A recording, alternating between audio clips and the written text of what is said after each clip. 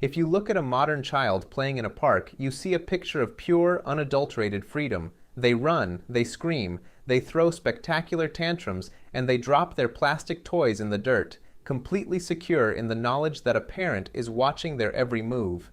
In our modern world, childhood is a sacred, heavily protected bubble. We insulate our children from danger, from hard physical labor, and from the brutal, unyielding realities of survival for as long as humanly possible. We treat them as fragile, delicate beings because our society has earned the luxury of comfort. We have built walls, heated houses, and supermarkets to protect our offspring from the raw forces of nature. But if you were born 20,000 years ago, during the absolute brutal, unyielding peak of the last glacial maximum, the concept of a protected childhood did not exist. There were no soft blankets, no sterile environments, no toys designed for safe amusement, and no prolonged periods of carefree innocence. In the freezing tundra of the Ice Age, you were not born as a child. You were born as a micro-stabilizer for your tribe's survival. Your value was not measured by your potential future accomplishments. It was measured by your immediate, daily utility to the group. The very moment you learned to walk, your childhood was effectively over. You became an active worker in a cold, hostile world where an empty stomach was a weekly reality and dangerous predators watched your camp from the dark.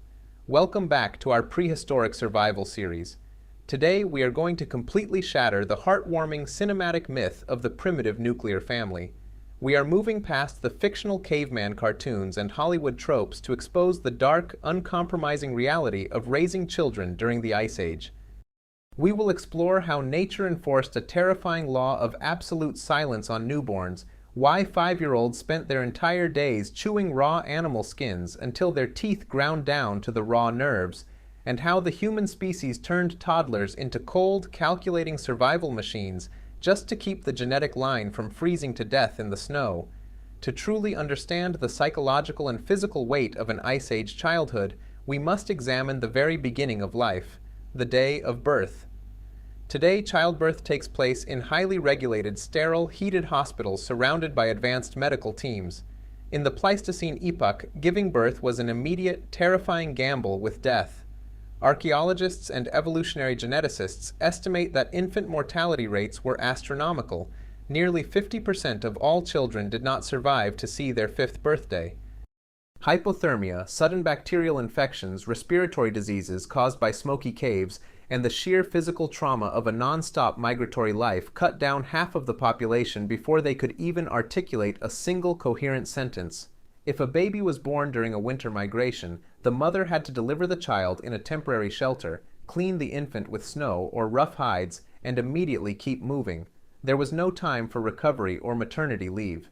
But for the 50% that did survive the initial freezing shock of birth, a secondary, brutal psychological filter was instantly applied.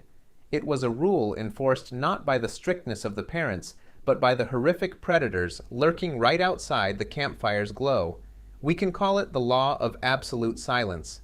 In the modern world, a baby crying is an annoying but entirely expected part of everyday life. In the Ice Age, a crying baby was a loud, high-frequency biological beacon that broadcasted the exact location of a vulnerable, easy meal to every apex predator within a 5-mile radius.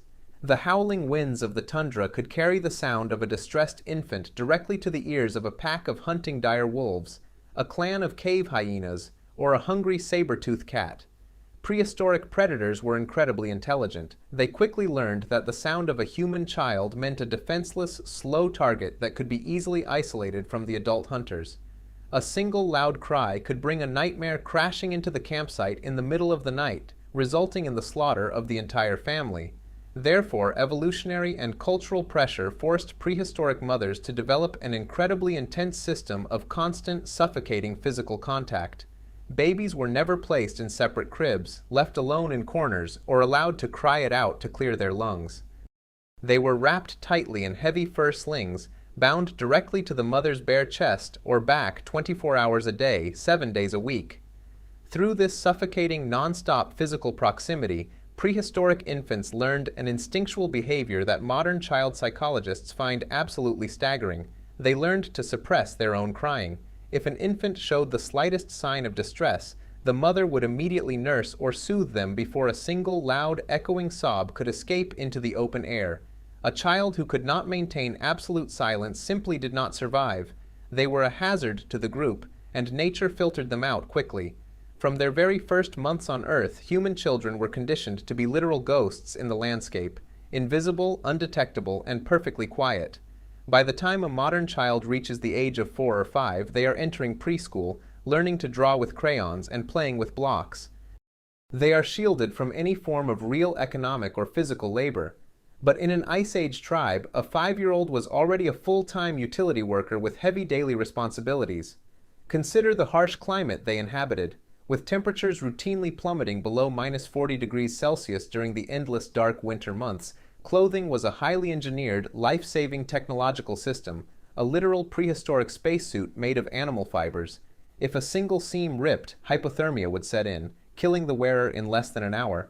But making clothes from the thick, heavy hides of reindeer or mammoths presented a massive engineering obstacle. When raw animal skins are stripped from a carcass, dried, and exposed to freezing temperatures, they freeze solid, becoming as stiff and unyielding as a wooden board. You cannot bend them, and you certainly cannot sew them into a form-fitting, wind-proof suit that allows a hunter to move gracefully. To make the hides usable, they had to be broken down mechanically, softened, and made pliable, and without modern chemical tanning softeners or industrial rolling machinery, the tribe relied on the only acidic mechanical tools available: human jaws, teeth, and saliva. This grueling, painful, and monotonous task of hide softening was heavily allocated to the youngest, most available members of the tribe, the children. Imagine a 5-year-old child sitting on the freezing dirt floor of a dark cave or a drafty mammoth bone hut for 8 hours a day. Their sole job was to take strips of raw, greasy, heavily salted, and dirty animal hide, put it in their mouths, and chew it continuously like a piece of industrial rubber. The human saliva contains specific enzymes that help break down the tough, fibrous collagen proteins of the skin, while the non-stop mechanical action of the jaw manually softens the leather. This was a permanent lifestyle that dictated their daily existence. Anthropologists studying the fossilized skeletal remains of Ice Age children have made horrifying anatomical discoveries. The dental records of individuals who died at just 6 or 7 years old frequently show extreme, unnatural dental wear. Their milk teeth were not lost naturally through growth. They were ground down entirely to the roots, exposing the raw, living nerves and causing chronic, agonizing dental infections and abscesses. The physical structure of their faces and lower jaws was frequently deformed and enlarged by the sheer mechanical stress of processing heavy leather before their adult teeth could even form in the gums. If a child complained, if their gums bled too much, or if their jaw grew too tired to function, they were forced to continue, because if the leather wasn't softened, the entire family risked freezing to death when the winter blizzards arrived. Their childhood labor was the physical barrier between tribal survival and total extinction. When these children were not chewing leather to protect the tribe from the cold, they were placed in a highly specialized, brutal educational system. The frozen tundra was their school, and the curriculum was entirely focused on predatory tracking, advanced botany, and survival engineering. As soon as a child could walk at a steady, reliable pace without falling, they were expected to follow the adults out into the wild wilderness. They were not there as passive observers, they were there to memorize the landscape. A child had to look at a faint, half-melted indentation in the frozen mud or deep snow and read it like an open book. Was that the track of a lone, healthy reindeer, or was it a wounded bison? More importantly, was that the print of a juvenile cave bear, or a massive, aggressive, territorial mother bear waiting in ambush? In this school of the tundra, misidentifying a track or misreading the environment did not result in a bad grade or a reprimand. It resulted in immediate, violent death. The educational process extended directly to the complex manufacturing of weapons. Children were given small, discarded nodules of flint and told to mimic the master toolmakers of the tribe. They spent hundreds of hours sitting in the smoke of the campfire, striking stones together, learning the exact, precise angles required to fracture the rock into razor-sharp flakes. If a child's hand slipped, the sharp stone would slice deep into their fingers, cutting down to the bone.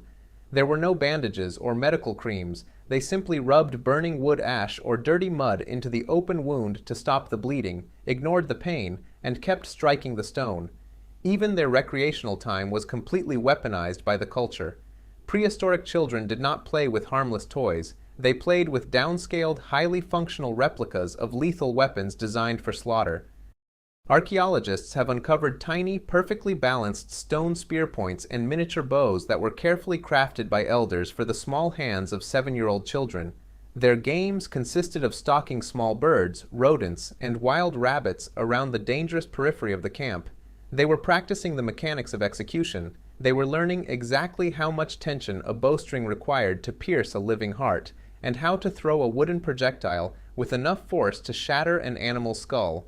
Every smile, every laugh, and every moment of childhood play was explicitly designed to turn them into highly efficient killing machines before their bodies had even reached puberty. They had to learn how to dispatch wounded animals quickly, cutting off their breath without hesitation or fear. The psychological toll of this high-pressure existence must have been monumental to their developing minds. Modern children are allowed to express fear, cry when they are startled, and show anxiety. In an Ice Age tribe, emotional instability was a dangerous, unacceptable liability. If a child panicked during a sudden predator attack or a severe weather event, their panic could trigger a chaotic chain reaction that would compromise the safety of every single hunter. Therefore, children were forced to develop an extreme level of emotional compartmentalization and stoicism at an incredibly young age. They witnessed the violent, bloody deaths of their siblings, friends, and parents on a regular basis. Death was not a distant subject handled by specialists. It was an ordinary, everyday roommate that sat with them at the fire. They learned to control their breathing and freeze in place upon command, hiding their terror from the wild world. This hyper-accelerated childhood came to a definitive, unyielding, and brutal end between the ages of 10 and 12.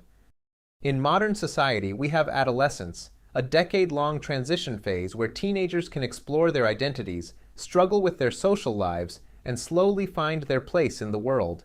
The Ice Age had no such bridge. You transitioned from a child to a fully functioning adult overnight through the terrifying gauntlet of initiation. For young boys, this often meant a test of extreme physical isolation, starvation, and psychological terror. A 10-year-old boy might be taken miles away from the tribal camp in the dead of winter night, stripped of his heavy defensive furs, and left entirely alone in the freezing forest or a deep, dark cave system with nothing but a single wooden spear. He was expected to survive the freezing night, hunt a dangerous predator, or find his way back to the camp using only his memory of the stars. If he allowed fear to paralyze him, the cold or the wolves took him. If he returned to the fire alive, he was no longer viewed or treated as a boy. For young girls, the transition was equally sudden and unforgiving. By the age of 12, their bodies were deemed mature enough by the tribe to handle the ultimate, most dangerous burden of prehistoric survival, reproduction and repopulation. Because life expectancies were incredibly short during the Paleolithic era, rarely exceeding 30 years due to injury, disease, and starvation, the survival of the entire human species depended on a constant, aggressive cycle of birth. A 12-year-old girl was immediately thrust into the role of a mother, a primary hide worker, a firekeeper, and a heavy load carrier during the grueling seasonal migrations. She was expected to carry 30 pounds of camp equipment on her back while simultaneously nursing a newborn infant, walking 20 miles a day across uneven, rocky, ice-covered glacial terrain without showing a single sign of fatigue. We actually have undeniable physical and scientific proof of this hyper-accelerated childhood preserved in the geological record. In the Font-de-Gaume and Les Combarelles caves in France, modern archaeologists discovered ancient human footprints pressed deep into the fossilized mud clay, hundreds of meters beneath the dark surface of the earth. The footprints did not belong to massive, muscular, adult male hunters. They belonged to children, some as young as 6, 7, and 8 years old.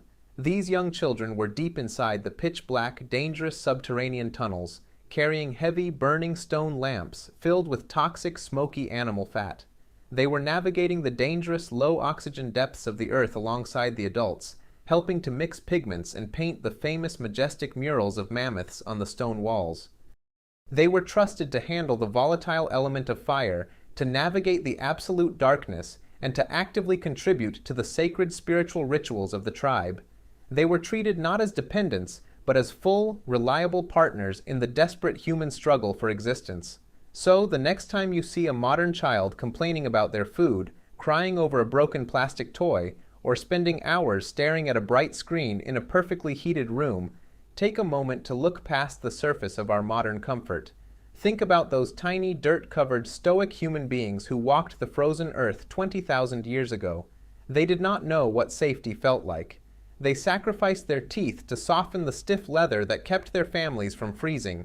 They locked away their tears and suppressed their voices to avoid attracting the terrifying monsters of the dark tundra. And they carried the literal fire of human civilization into the deepest, most terrifying caves on Earth before they had even grown to full adult height. Your genetic code is their exact genetic code. You do not come from a lineage of fragile, delicate, or weak ancestors. You exist today, breathing and living in comfort, only because those prehistoric children were the most resilient, hyper-adaptable, and unbreakable creatures to ever survive an extinction-level climate crisis. They grew up in a flash, they locked away their fears, and they conquered the ice. They built the foundation of human resilience with blood, sweat, and absolute silence. If this raw, uncomfortable look into the hidden, brutal reality of an Ice Age childhood completely changed the way you view human history, make sure to hit that like button and subscribe to the channel right now. Let me know in the comments section below what untold, dark aspect of ancient human life we should uncover and expose next. Stay warm, value your modern peace, appreciate your comfortable life, and I will see you in the next survival breakdown.